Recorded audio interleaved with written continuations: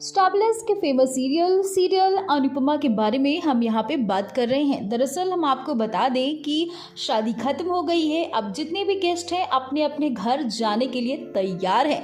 लेकिन यहाँ पे सबसे ट्विस्ट तो तब आता है जब जो आद्या यानी कि अनुज और अनुपमा की बेटी, उसने देख लिया था शादी में किस तरीके से अनुज और अनुपमा एक दूसरे को देख रहे थे। और आद्या को ये बात बिल्कुल भी पसंद नहीं आती है। वो मन ही मन सोचती है कि क्या पॉप्स शू से शादी नहीं करेंगे, क्योंकि शू और पॉप्स के बीच की तो सारी जो रिश्ते हैं वो टूट गए हैं। अब जैसे ही घर आता है अनुज, तो आद्या उससे सवाल करने लगती है कि पॉप्स, आप अनुपमा जोशी से कभी मत मिलना। आप मेरी कसम खा के बोलो कि आप अनुपमा जोशी से कभी नहीं मिलोगे। लेकिन उसके बाद जब अनुज कुछ नहीं बोलता है तो आद्या सीधे जाती है अनुपमा के पास, और अनुपमा के पास जाकर आद्या जो है वो अनुपमा को बहुत धमकाती है और वार्न करती है कि अगर आप पॉप्स से मिलना कम नहीं करेंगी, अगर आप यूएस में जाने के बाद भी हमारी जिंदगी में वापस आएंगे तो हमसे बुरा कोई नहीं होगा।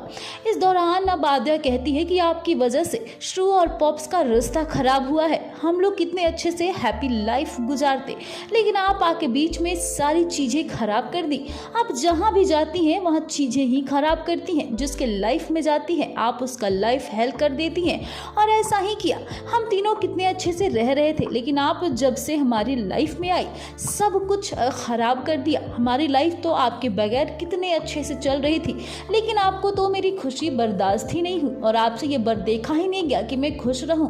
इसलिए आपने तो शू की और पॉप्स का रिश्ता ही खत्म कर दिया। अगर आपको इतना ही सच्चाई सामने लाना था तो आखिरकार आप क्यों नहीं सबके सामने चिल्ला चिल्ला के बोली।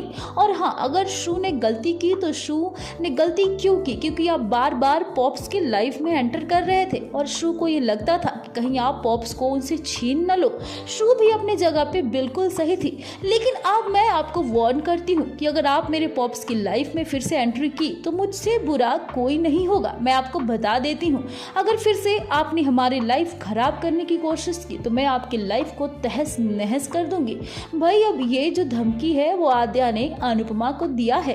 अब आखिरकार अनुपमा क्या करने वाली है? क्या अनुपमा अनुज और आद्या की लाइफ से हमेशा के लिए चली जाएगी? आपको क्या लगता है? कमेंट करके हमें जरूर बताइएगा।